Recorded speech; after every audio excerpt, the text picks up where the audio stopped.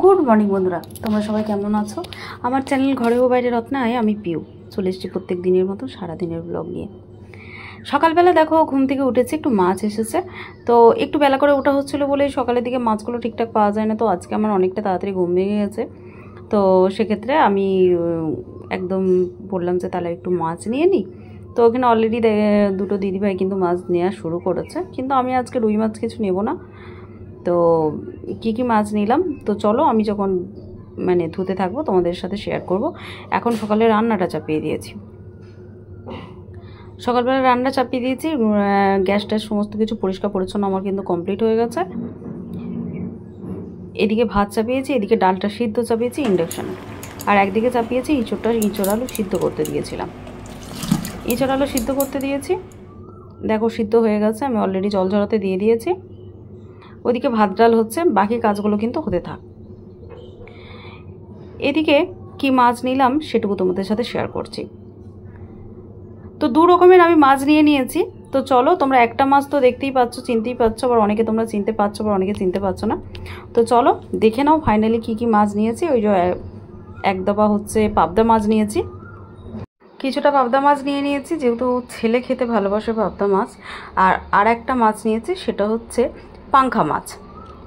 পাঙ্খা মাছটাও কিন্তু খেতে খুব ভালো, কিন্তু আমার ছেলে খেতে চায় না, ওর একটা কীরকম গন্ধ লাগে সেটা আমি জানি না, তো ও খেতে চায় না। তো আমি পাঙ্খা মাছটা বড় ছিল বলে আমি 1 পিস নিয়েছি, আর পাবদা মাছগুলো আমি নিয়েছি, যেহেতু পাবদা মাছটা সবাই খেতে ভালোবাসে। আর পাবদা মাছের পেটের মধ্যে দেখো অনেকটা করে ডিম আছে, তো মাছটা ভালো হবে। তো মাছগুলো আমি ধুয়ে নেব। তো এক দফা মাছ করব, এক দফা মাছ কিন্তু আমি রেখে দেব। তো চলো ফাইনালি দেখে নেওয়া যাক আমি এক দফা কোন মাছটা করব। এদিকে দেখো মাছগুলো ধুয়ে পরিষ্কার করে ফ্রিজের মধ্যে রাখতে হবে। পাবদা মাছটা ভালো করে আমি ধুয়ে নিচ্ছি। এদিকে দেখো পাঙ্খা মাছটা কিন্তু আঁশ ছাড়িয়ে দিয়েছে, তাও আমি কিছুটা হলে ভালো করে ধুয়ে একদম পরিষ্কার করে নিয়েছি। এদিকে নুন হলুদ মাখিয়ে নিচ্ছি। পাঙ্খা মাছটা আজকে করে নেব, আর পাবদা মাছটা আমি কালকে করব, তাহলে মোটামুটি হয়ে যাবে। এদিকে চলো, এখনও কিন্তু মশলা বাকি আছে। এদিকে পেঁয়াজ আদা আমি কিন্তু কেটে নিয়েছি, সাথে রসুন। এদিকে বেটুরাম সকালবেলা রান্না চাপিয়েছি, তো তার মধ্যে এবার বেটুরামকে খাওয়াতে হবে। তো বেটুরাম খাইনি এখনও, ওকে তো খাওয়াতে হবে, তাই না? ওকে খাইয়ে দিই, সকালবেলা গনগন করতে থাকে, পছন্দসই খাবার না হলেও গনগন করতে থাকে। যদি এখন আমি দুধ বিস্কুট ধরে দিই, তাও যদি পছন্দসই যদি বিস্কুট থাকে তাহলেই খাবে। যাই হোক, কলামুড়িটা প্রথমে একটু গুনগুন করে, কিন্তু খেতে খুবই ভালোবাসে। ওদিকে আমার বাড়িতে যে দিদি কাজ করে দিয়ে যান সকালবেলা, তো সেই দিদি চলে এসেছে, অলরেডি বাসন ভিজিয়ে এসেছে, ঘরে ঝাঁট দিচ্ছে। আমি এদিকে কিন্তু ঘর দোয়ারগুলো সব বাগিয়ে নিচ্ছি, জামা কাপড় বিছানা সবই তো জানো। আর ছেলে তো সারাদিনে যে কত কি করে কি বলবো, বাগাতেই আমার সময় চলে যায়। এদিকে দুধ এসে গেছে, দুধ দিয়ে দিলাম। দেখো এদিকে ওয়েদারটা কীরকম, একটা পচা গরম, আর ওইদিকে উনি আমার সাথে কথা বলছেন, হাসছেন।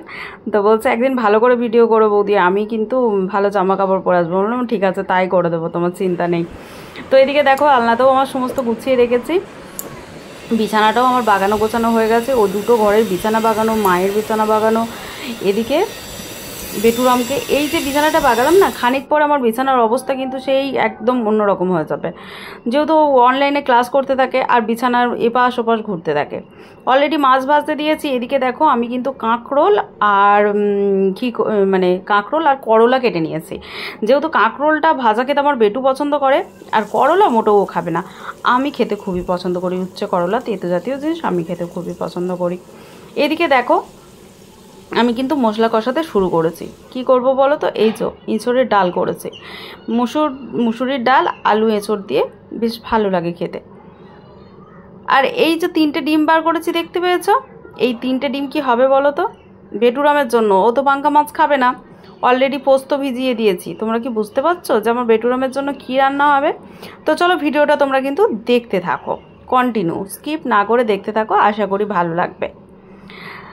তো চলো এবার ফাইনালি দেখে নেওয়া যাক দুপুরের মেনুতে আজকে কি রয়েছে।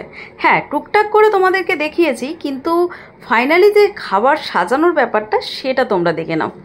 তোমাদের কীরকম লাগলো ভিডিওটা অবশ্যই কিন্তু প্রথম থেকে শেষ পর্যন্ত কীরকম লাগলো আমাকে কিন্তু কমেন্টে জানাতে ভুলো না।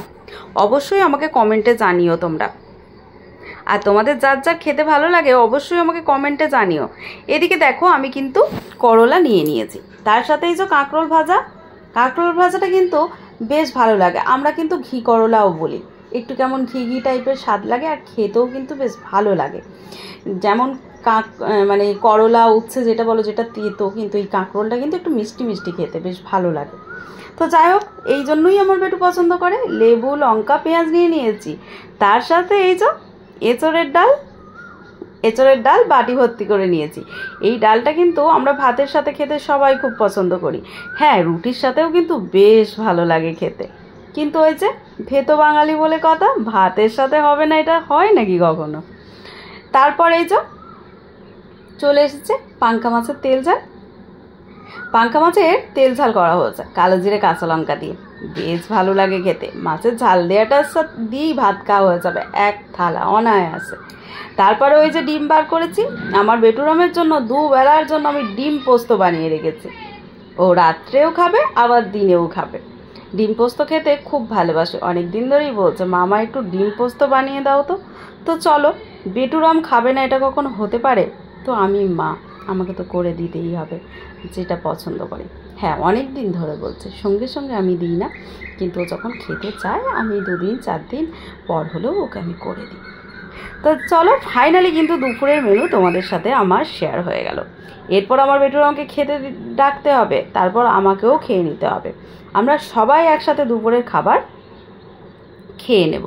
তোমাদের মেনুগুলো কীরকম লাগলো অবশ্যই আমাকে কিন্তু কমেন্টে জানিও, জানাতে ভুলো না কিন্তু তোমাদের কার কার পছন্দ। খাওয়ার শেষে কাল থেকে আমার বেটুরাম কি করে রেখেছে বলো তো? বেটুরামের জন্য করে রেখেছি আমি। তো চলো, খাওয়া শেষে সেটাও উনি খাবেন বলেছেন। যাই হোক, খেতে ভালোবাসে, দুধ খুব একটা পছন্দ করে না। কবে থেকেই বলছে মা তুমি কি একটু বাড়িতে দই বসাবে না, তুমি কি পারো না? আমি বললাম দেখ বাবা, আমি পারি না, আমি সবই পারি মোটামুটি, হয়তো বিশাল কিছু পারি না কিন্তু কিছুটা হলেও পারি। তাহলে কেন করছো না আমার জন্য দই? বাড়িতে কেন দই বসাচ্ছ না?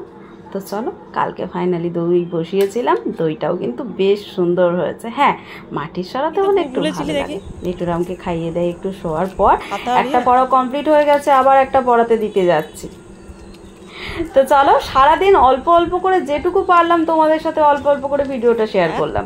কিরকম লাগলো অবশ্যই আমাকে কমেন্টে জানিও, আর ভালো লাগলে লাইক কমেন্ট শেয়ার করে দিও যদি তোমাদের ভালো লাগে। তো চলো, ভিডিওটা আজকে এখানে। তোমরা সবাই ভালো থেকো, সুস্থ থেকো, সাবধানে থেকো, খেয়াল রেখো।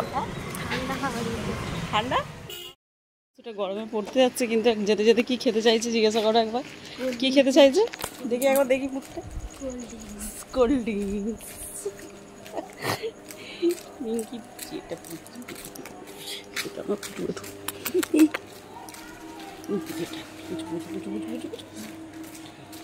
ঘেমে গেছে কেমন, কত দৌড়ে দৌড়ে